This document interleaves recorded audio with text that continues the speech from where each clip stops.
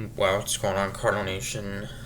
Man, disappointing loss today as we could not win this series and we come up short, lose 4-3 to the Miami Marlins as the Marlins walk it off for a second straight game. Uh, and yeah, after it's pretty wild back and forth last two games, and well, not a totally wild game in this one, but yeah, disappointing loss. And uh, yeah, with back-to-back extra inning games Monday and Tuesday, and it looked like we were maybe going to go to a third straight, but that did not happen as they walked it off in the ninth inning.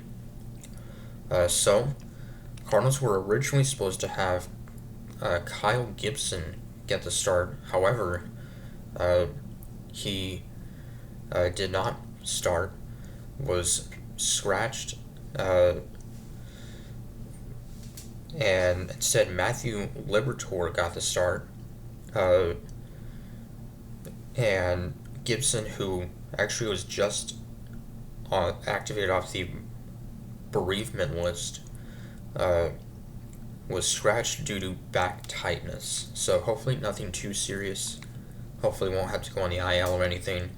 So instead, Matthew Liberatore got the start, and it was literally like like a half hour before the game that it was announced that he would start.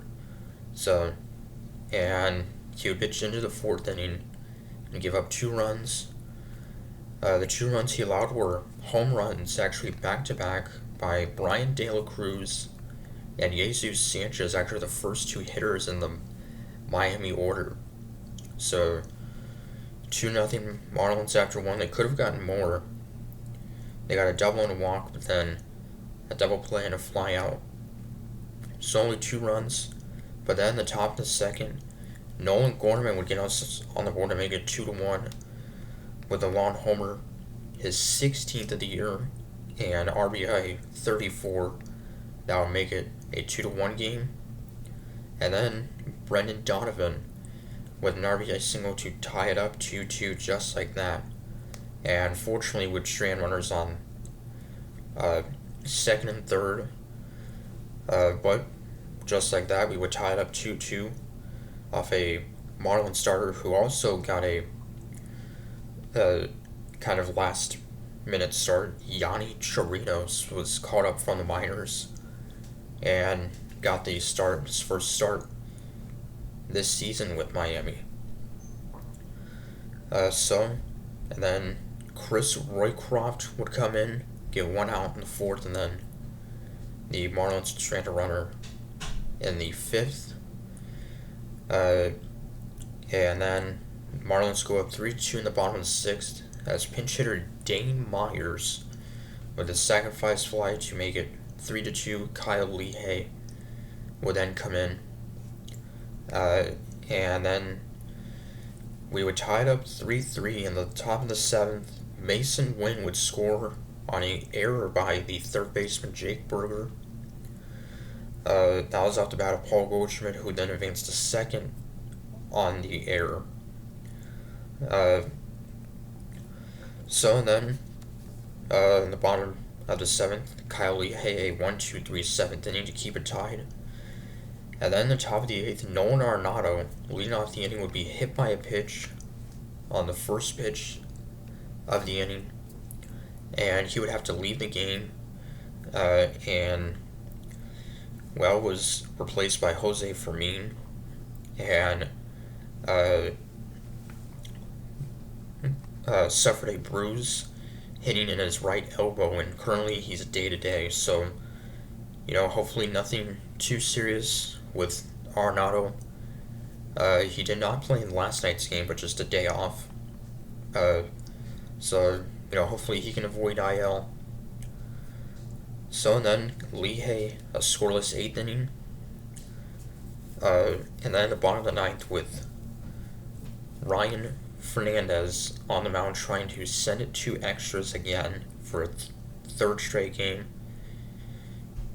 Myers with the leadoff hit, and then 2 groundouts, but advance